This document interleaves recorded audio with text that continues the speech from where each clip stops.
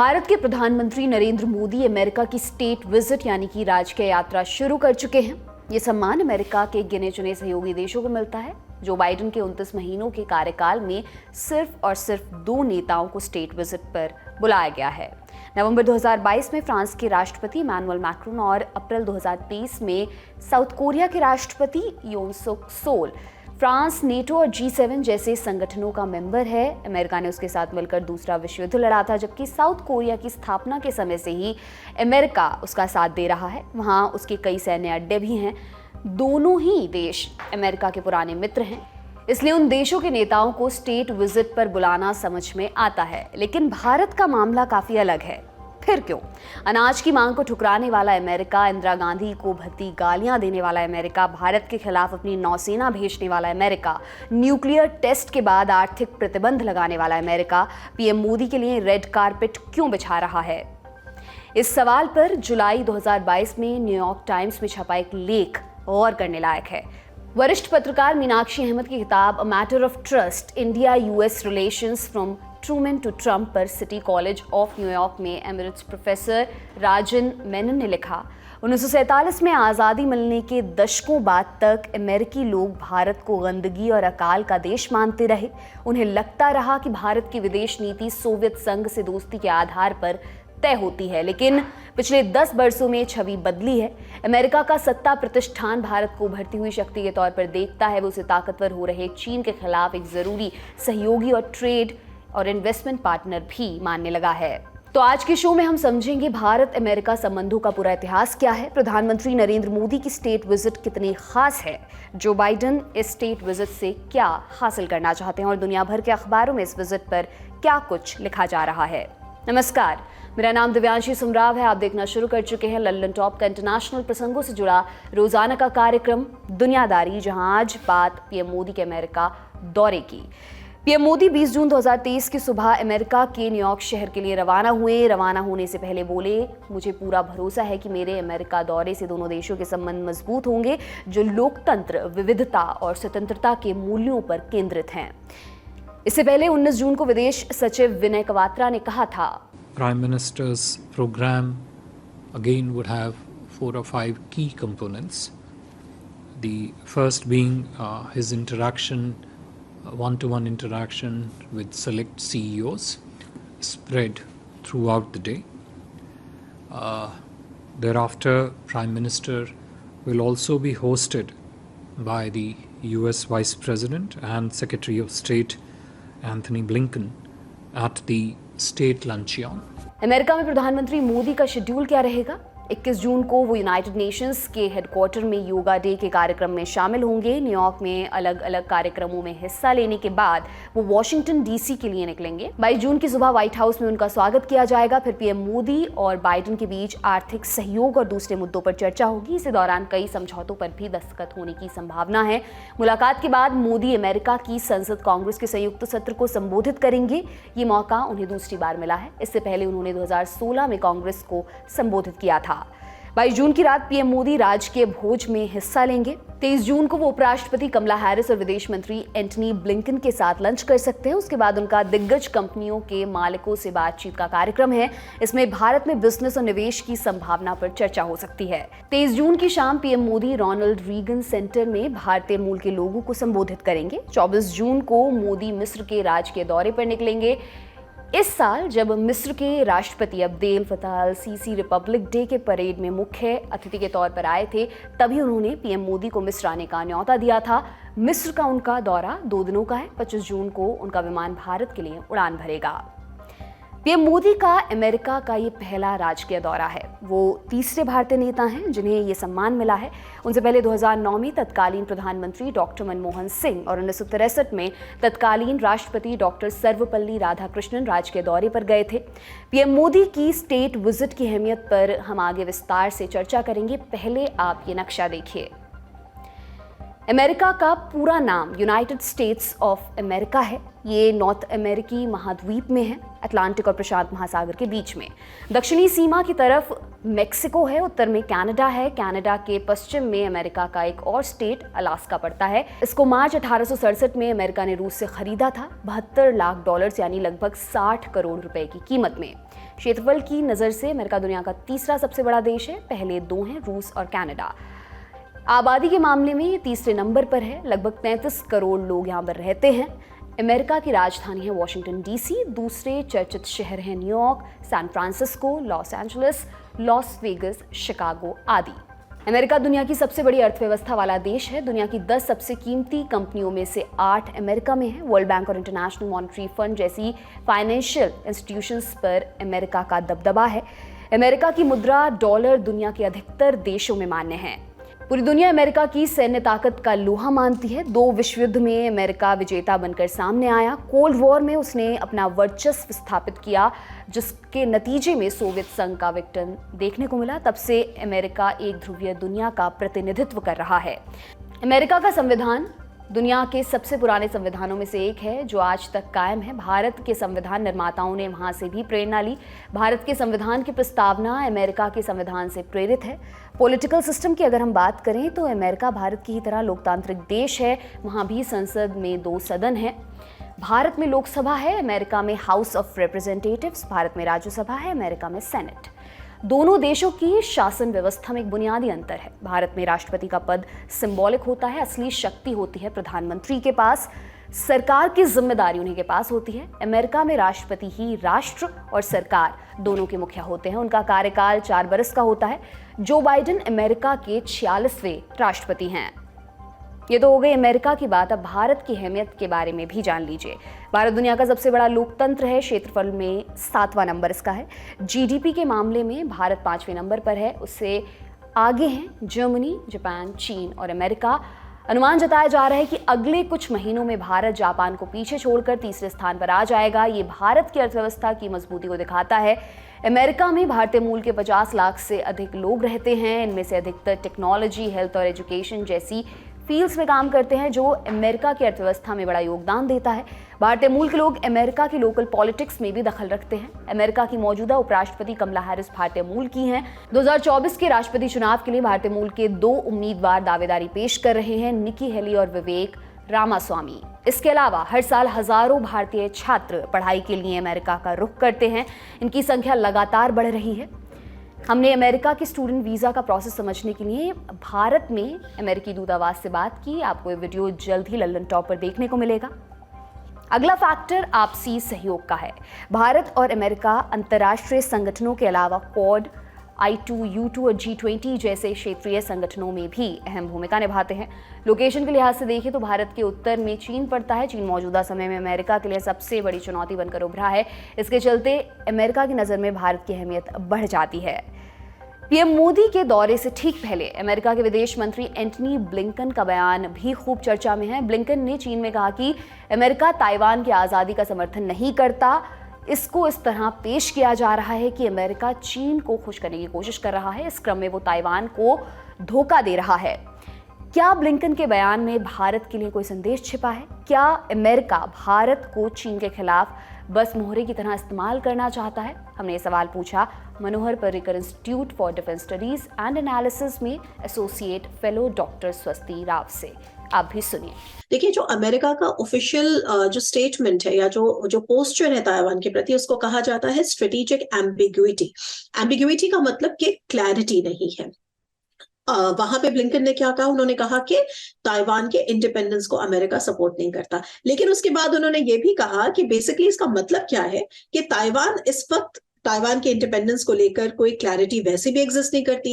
एक तरफ one China principal है, एक तरफ ये कहा जाता है कि जो ऑफिशियल डिप्लोमेटिक रिलेशंस यूएस के हैं वो चाइना के साथ है, ताइवान के साथ अनऑफिशियल रिलेशंस हैं, ऑफिशियल रिलेशंस नहीं है।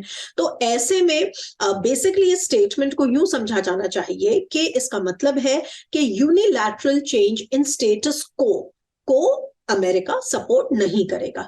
तो इसमें कीवर्ड क्या है? यूनिलैटरल चेंज इन स्टेटस को। इस वक्त ताइवान स्ट्रेट्स में और चाइना और ताइवान के मध्य जिस तरह का स्टेटस को है, यथास्थिति जो कहती है, स्टेटस को का मतलब यथास्थिति, वही यथास्थिति बनी रहे और उसको यूनिलैटरली ना चेंज किया जाए। यूनिलैटरल चेंज का यानी कि चाइना की तरफ से भी यूनिलैटरली ना चेंज हो और ताइवान की तरफ से भी यूनिलैटरली ना चेंज हो। तो इसीलिए इसको एम्बिग्युइटी कहते हैं, क्योंकि ये सिचुएशन क्लियर नहीं है। पर इसके बाद पॉइंट इसमें क्या है कि ये स्ट्रेटेजिक एम्बिग्युइटी बनी हुई है, यही अमेरिका की ताइवान पॉलिसी है। लेकिन इसके बावजूद जो इंपॉर्टेंट चीजें हमें दिखती है वो ये कि पिछले कुछ सालों में बहुत सारे ऐसे रेंज ऑफ मेजर्स यूएस ने किए हैं जिससे वो इन unofficial, so called unofficial ties को डीपन करता चला जा रहा है। इंडिया के लिए क्या संदेश छुपा है? देखिए, इंडिया के लिए पहली चीज तो ये है कि बहुत सारे ऐसे एक्टर्स हैं यहाँ पे, रेलेवेंट एक्टर्स हैं इस रीजन के, जैसे कि जापान फॉर एग्जांपल, जो इस बात को बहुत दिनों से कह रहे हैं कि the security of Ukraine is directly related with the security of Taiwan. कहीं ना कहीं इसका मतलब ये है कि यूक्रेन में वेस्टर्न एलाइज का जो परफॉर्मेंस है वो इस बात को इंगित करेगा या इस बात को बताएगा कि चाइना को क्या संदेश मिल रहा है कि यूनिलैटरल स्टेटस को अटेम्प्ट करे कि ना करे। तो वहां पे रूस को हराना बहुत जरूरी है ताकि चाइना को यह समझ में आए कि वो ताइवान को यूनिलैटरली नहीं ले सकता। इस तरीके की बात है। और इसमें यूएस जो कर रहा है ताइवान को बोल्स्टर करने के लिए, ताइवान की कैपेबिलिटीज को बोल्स्टर करने के लिए, वो एक बात है।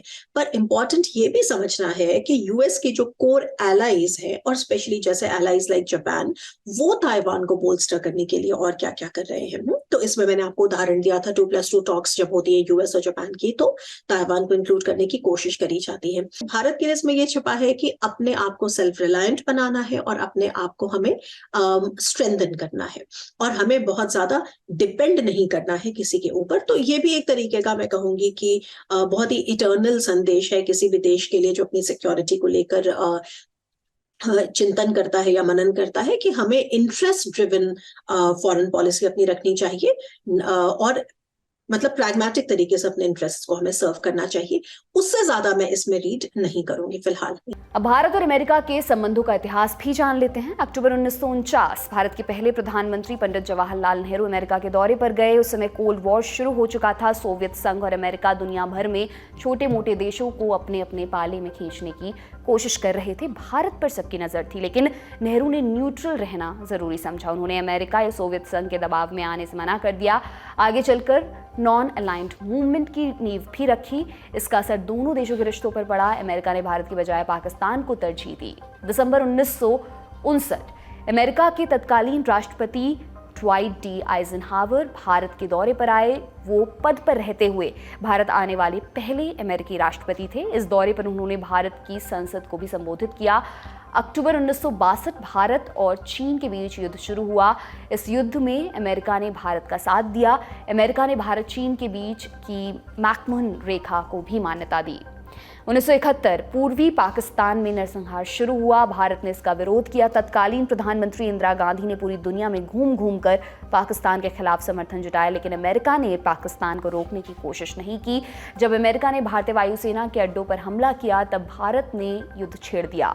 दिसंबर 1971 में युद्ध शुरू हो गया। तब अमेरिका ने पाकिस्तान की मदद के लिए अपना नौसैनिक बेड़ा भेजा। हालांकि वो युद्ध में शामिल होने से रह गया।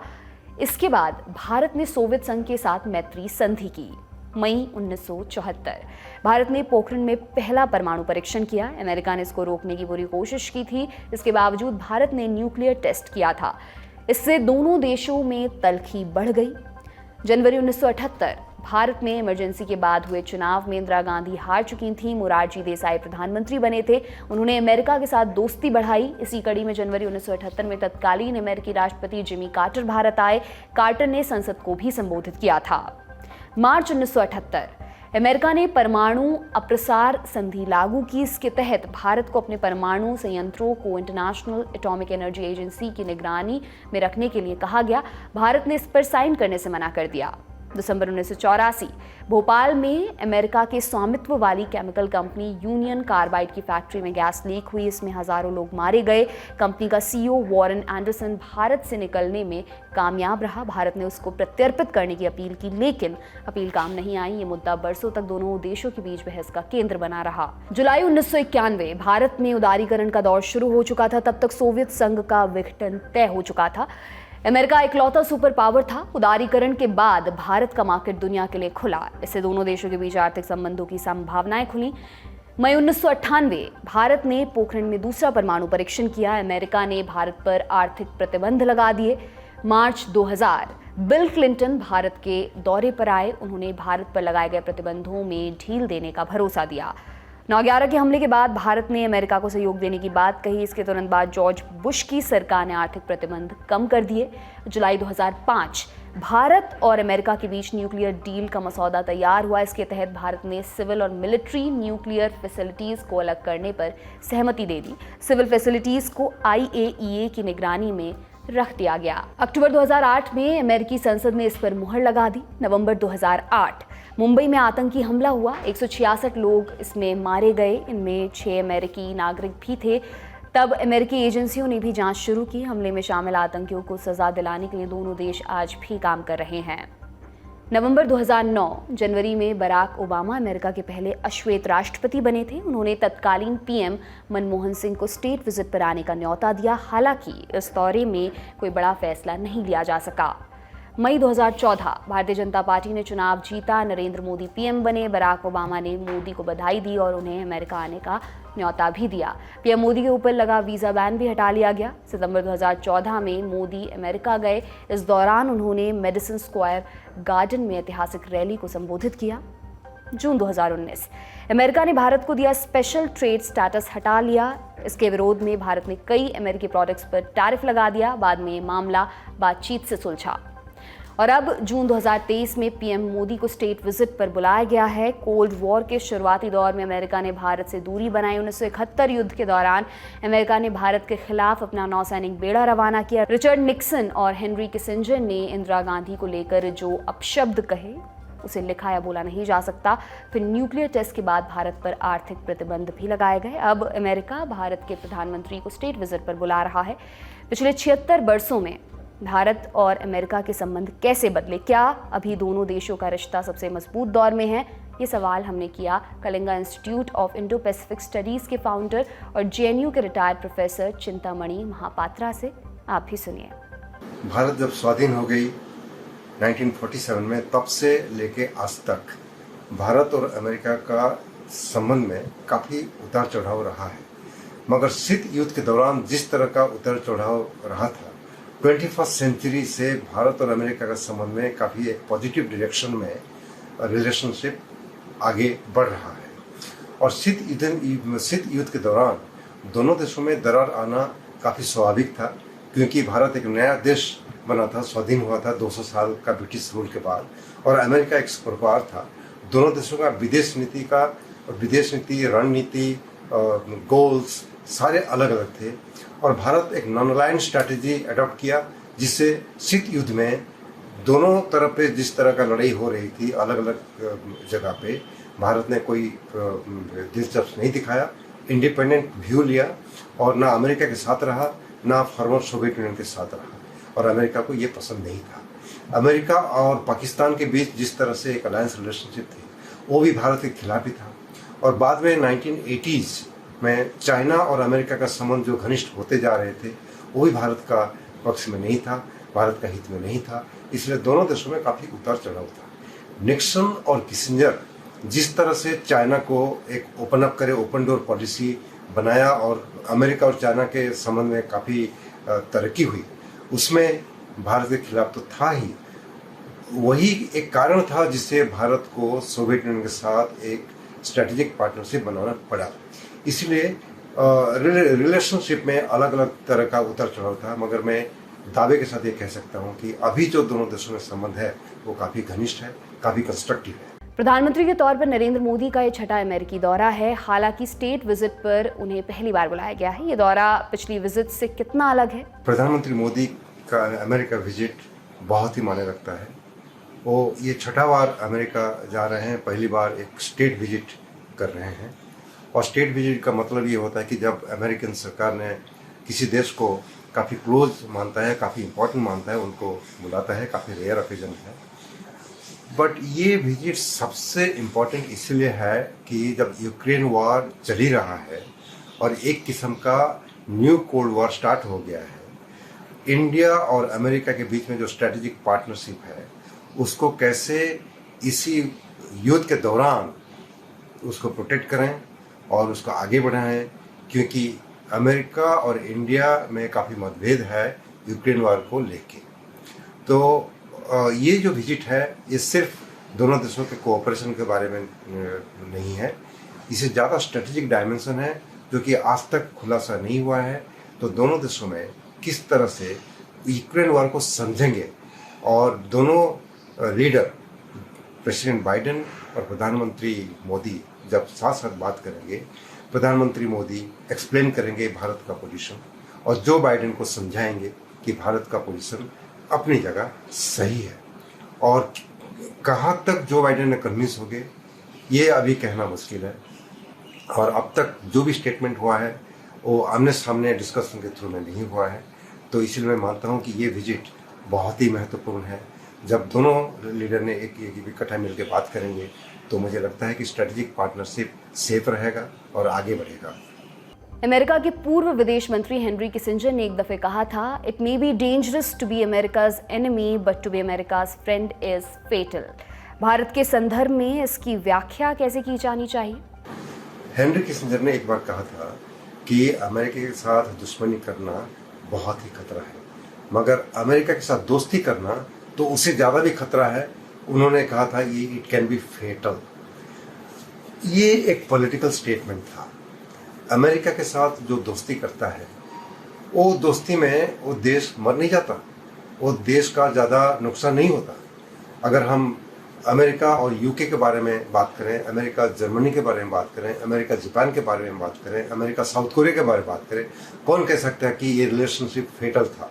ये सारे देशों ने अमेरिका का घनिष्ठ बंधु थे और अमेरिका के साथ अगर दुश्मनी करे तो वो डेंजर था। वो डेंजर भी वो समय के हिसाब से और देश के हिसाब से हम कह सकते हैं। जैसे क्यूबा और अमेरिका के बीच में बनता नहीं, मगर क्यूबा आज भी एक इंडिपेंडेंट कंट्री है। अमेरिका का जितने भी सैंक्शंस क्यूबा पे लगे हुए हैं फिर भी क्यूबा क्यूबा है। और ईरान को अमेरिका ने आइसोलेट करने के लिए कोशिश किया है 1979 ऑनवर्ड्स, फिर भी ईरान क्या बिल्कुल आसमान में चला गया? ईरान क्या ध्वंस हो गया? नहीं, ईरान अभी बरकरार है। मगर इसमें एक सीखने को मिलता है कि अगर अमेरिका के साथ दोस्ती करना है कि इतना ज़्यादा दोस्ती ना करो ताकि वो आपको ऐसे आलिंगन करे, ऐसे इम्प्रेस करे कि आप कुचल जाओ। और अमेरिका के से इतना दूर मत भागो, अगर ज़्यादा दूर भागोगे तो अंधेरे में रहोगे, क्योंकि अमेरिका एक ऐसा देश है उसे ज़्यादा दोस्ती में नहीं करनी चाहिए, ज़्यादा दुश्मनी में नहीं करनी चाहिए। भारत वही कर रहा है। अभी भी शीत युद्ध के बाद भारत का जो फॉरेन पॉलिसी है, जो विदेश नीति है, एक किस्म का नॉन अलाइन स्ट्रेटेजी ही है। और यूक्रेन वॉर में भारत का जो स्टेटमेंट है वो भी नॉन अलाइन है। इसका मतलब ये नहीं कि भारत और अमेरिका के बीच दुश्मनी है या दोनों देशों में काफ़ी संघर्ष चल रहा है, ऐसा भी नहीं है। तो इसलिए भारत का मानना यह है कि हेनरी किसिंजर ने जो कहा था एक पॉलिटिकल स्टेटमेंट था, उसको समझना चाहिए उसी ढंग से। कई जगहों पर यह लिखा जा रहा है कि बाइडेन पीएम मोदी के जरिए भारतीय मूल के वोटरों को लुभाना चाहते हैं।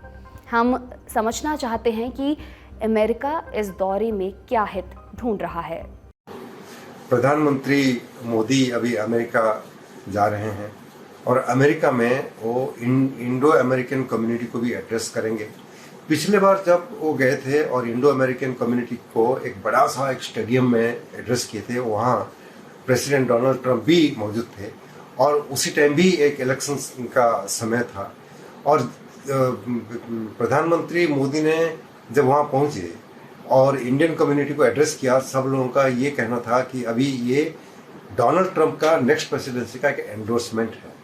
और ये भी कह रहे थे कि जैसे इंडिया में एक नारा था, अब की बार मोदी सरकार, उस टाइम में लोग कहने लगे अब की बार ट्रंप सरकार, मगर ट्रंप सरकार नहीं बनी, डोनाल्ड ट्रंप ने हार गए। तो अभी ये कहना कि मोदी जा रहे हैं और बाइडेन ने मोदी के साथ दोस्ती इसलिए करना चाहते हैं कि 2024 में जो इलेक्शन होगा सारे इंडियन अमेरिकन जाके बाइडेन को वोट देंगे, ये गलत होगा। बाइडेन जीत भी सकते हैं हार भी सकते हैं। मगर इंडियन और अमेरिकन रिलेशनशिप में अगर दरार आ जाए, चाहे कोई भी प्रेसिडेंट हो या अपोजिशन लीडर हो, उसमें ये देखना है कि इलेक्शन में एक प्रभाव जरूर पड़ेगा। अभी बाइडेन प्रेसिडेंट है, फिर दोबारा इलेक्शन लड़ रहे हैं और अमेरिका इंडिया संबंध में काफ़ी दरार आ गया है। शायद इंडियन अमेरिकन कम्युनिटी बाइडेन को ज़्यादा वोट ना दे। मैं ये कहना चाहूँगा कि इसका प्रभाव थोड़ा बहुत है मगर ज़्यादा नहीं है। अमेरिकन जनता जिस ढंग से वोट करेंगे उसका मुद्दे ही कुछ अलग है, मोस्टली डोमेस्टिक पॉलिटिक्स है, तो इसको एक राजनीतिक ढंग से देखना सही नहीं होगा। पीएम मोदी के अमेरिका दौरे का भारत रूस संबंधों पर क्या असर पड़ सकता है? क्या अमेरिका भारत पर कोई दबाव बनाने की स्थिति में है? इस वक्त जो वॉर के वजह से जो हमारे S-400s की जो लास्ट डिलीवरीज थी वो भी रुकी हुई हैं। रूपी रूबल जो मैकेनिज्म नहीं काम कर रहा है उसके वजह से जो हमारी ऑयल जो ट्रेड है उसका भी जो पेमेंट है वो नहीं काम कर रहा है। और ये पॉलिटिकल विल की वजह से नहीं हो रहा है। रिश्ते हमारे बहुत अच्छे हैं। ये प्रॉब्लम इसलिए आ रही है क्योंकि हमारे पास इंस्टीट्यूशनल फ्रेमवर्क्स नहीं डेवलप किए हैं हमने रूस के साथ बेसिकली हमारा जो डीपनिंग थी वो वेपन्स को लेकर ही थी, और जिसको लेकर हम वॉर के पहले से ही काफी कॉन्शियस थे कि हमें इसको डाइवर्सिफाई करना है। तो आपने कहा असर क्या पड़ेगा? ऑफ कोर्स ये रूस को बुरा लगेगा, इसमें कोई डाउट नहीं है। लेकिन जैसा मैंने कहा कि इंटरनेशनल पॉलिटिक्स में यहाँ पे कोई परमानेंट फ्रेंड्स या ऐसी चीज नहीं है, इंटरेस्ट की बात होती है। ये कुछ ऐसी ही चीज है कि अगर आप इस सवाल को बदल के पूछें कि जब रूस और चाइना के साथ इतनी दोस्ती का मुजाहिरा और प्रदर्शन होता है तो भारत को कैसा लगता है, तो देखिए ये लगने की बात नहीं है, ये कॉमन इंटरेस्ट की बात है। डेफिनेटली इसमें कोई डाउट नहीं है कि जो अमेरिका और भारत की ये जो स्ट्रेटेजिक पार्टनरशिप है, और केवल अमेरिका ही नहीं, अमेरिका के सारे एलाइज के साथ भी जो भारत की ये स्ट्रेटेजिक पार्टनरशिप है, ये आने वाले फ्यूचर का एक तरह से it is setting the tone of what is to come. तो ये अभी तो है ही और फ्यूचरिस्टिक भी है। चाहिए हमें क्या? हमें एक हमें लैंडमार्क हमें अग्रीमेंट्स चाहिए अमेरिका के साथ। तो इंस्टीट्यूशनल फ्रेमवर्क्स हैं, इससे ज्यादा अमेरिका अपने किसी ऐसे एलाई के साथ क्लोज नहीं आ सकता जिसके साथ उसने एक सिक्योरिटी ट्रीटी ना साइन करी, और भारत के साथ नहीं साइन करी है, और हम आगे भी नहीं करेंगे। तो भारत अपनी स्ट्रेटेजिक ऑटोनॉमी को बनाए रखने के बाद भी अगर अमेरिका और वेस्टर्न ब्लॉक के इतने करीब आ रहा है इंस्टीट्यूशनल फ्रेमवर्क्स के साथ, तो इसका मतलब यह है कि दोनों साइड्स में एक विलिंगनेस है इंटरेस्ट ड्रिवन फॉरेन पॉलिसी को परस्यू करने की, जो आने वाले समय के लिए बहुत ज्यादा मैं कहूंगी निर्णायक साबित होगी।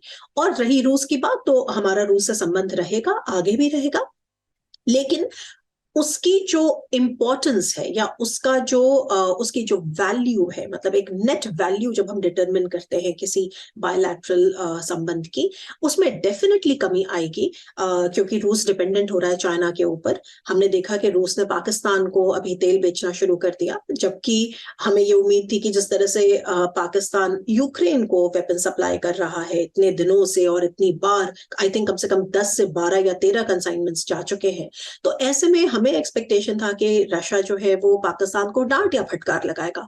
हमने ऑन द कॉन्ट्ररी क्या देखा कि रशिया ने पाकिस्तान रूस दोस्ती जिंदाबाद करके और उनको तेल बेचना स्वीकार कर लिया, केवल इसलिए क्योंकि वो पेमेंट्स जो थे वो युआन में हो रहे थे, और युआन एक करेंसी है जो रशिया इस्तेमाल कर सकता है, रुपए को वो इस समय इस्तेमाल नहीं कर सकता।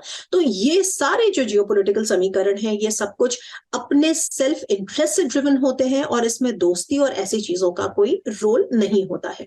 तो जैसे मैंने कहा कि ये जो इंडिया की स्ट्रेटेजिक ऑटोनॉमी बरकरार रहेगी, इंडिया का मल्टी अलाइनमेंट भी बरकरार रहेगा रूस के साथ, इधर अमेरिका के साथ, वेस्ट के साथ, लेकिन जो वैल्यू है, जो फ्यूचरिस्टिक अपील है और जो पोटेंशियल है, वो डेफिनेटली, इसमें कोई डाउट नहीं है कि वो वेस्ट के साथ और अमेरिका के साथ है। और जिस तरह से ये पिछले 6 महीनों में जो हमने इसमें एडवांसमेंट देखा है, वो इस बात का द्योतक है कि बहुत सारी ऐसी चीजें अब आगे आएंगी जो भारत की India's place in the world को डिटरमिन करेगा।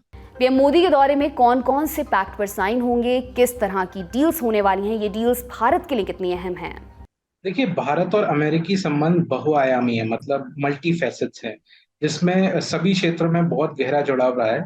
और यूएसए का गुड्स और सर्विसेज मार्केट जो है वो भारत उसके लिए सबसे बड़ा मार्केट है और सबसे बड़ा भागीदार है।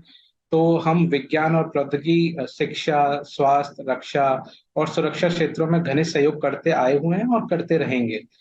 इसके अलावा क्रिटिकल एंड इमर्जिंग टेक्नोलॉजी की पहल ने नए आयाम जोड़े हैं और रक्षा औद्योगिक सहयोग, अंतरिक्ष, दूरसंचार, क्वांटम टेक्नोलॉजी, आर्टिफिशियल इंटेलिजेंस में इसमें भी काफी कयास लगाए जा रहे हैं कि प्रधानमंत्री मोदी और प्रेसिडेंट बाइडेन के बीच ये सारे टॉपिक्स पर डिस्कशन होना है। एक सबसे बड़ा और अहम मुद्दा जो है वो है सुरक्षा का, और मैं आपको बताना चाहूंगा जो USIBC, US India business council है, उसने एक इंडस एक्स करके एक कॉन्फ्रेंस का आयोजन भी किया है, जो भारत डिफेंस मिनिस्ट्री और US defence ministry, defence department के सहयोग से मिलकर कराई जा रही है, जिसमें ये इंडस एक्स जो कॉन्फ्रेंस है वो भारत के लिए 2025 तक सुरक्षा और रक्षा के क्षेत्र के एक्सपोर्ट्स में $5 बिलियन के अपने लक्ष्य को प्राप्त करने में और भारत के लिए अपनी रक्षा आपूर्ति श्रृंखला में विविधता लाने के लिए उत्प्रेरक बनने की क्षमता रखता है ये कॉन्फ्रेंस। तो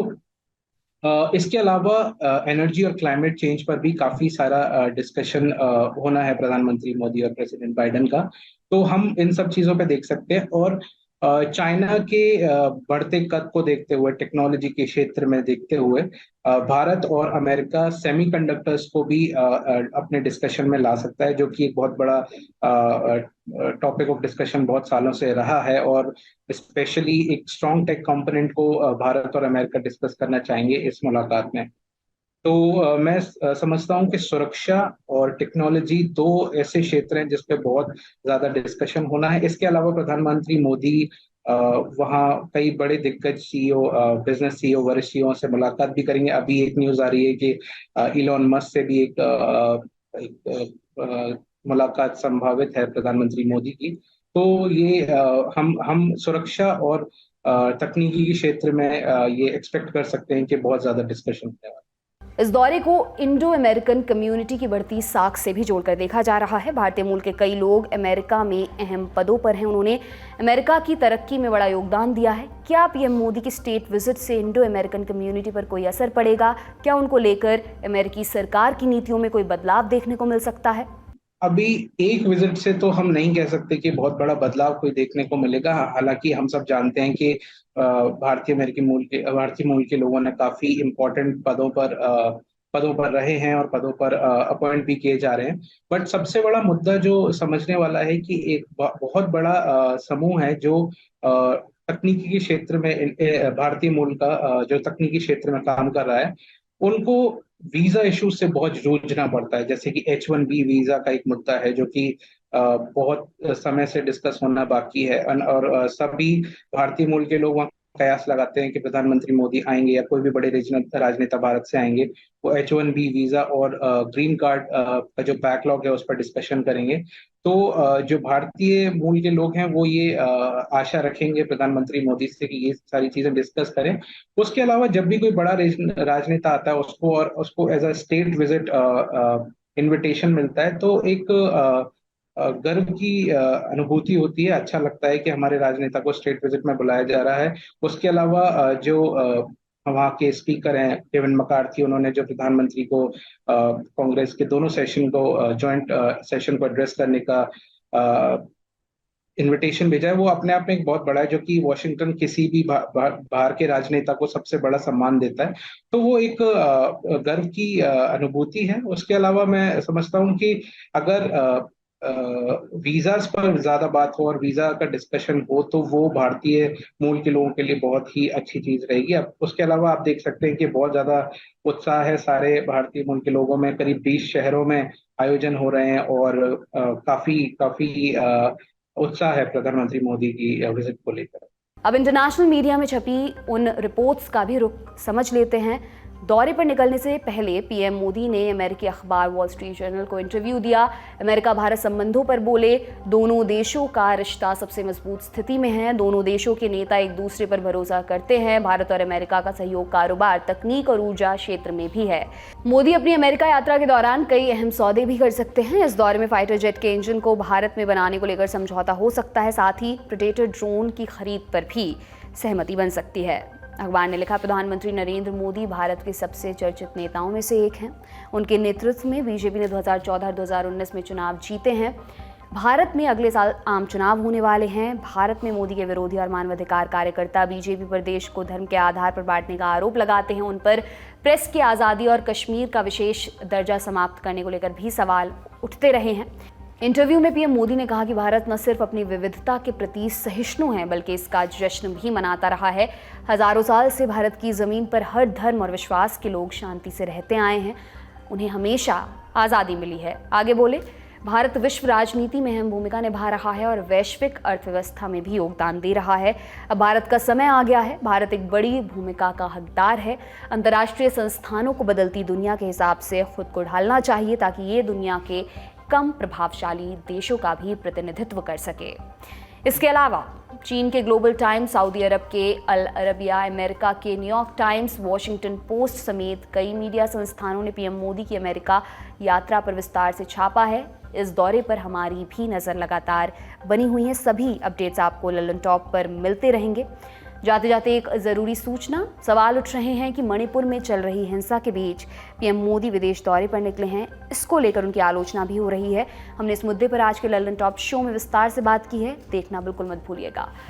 आज का दुनियादारी दोस्तों यहीं पर समाप्त होता है। कल फिर आपसे मुलाकात होगी, इसी उम्मीद के साथ मैं विदा लेती हूँ। शुक्रिया, शुभ रात्रि।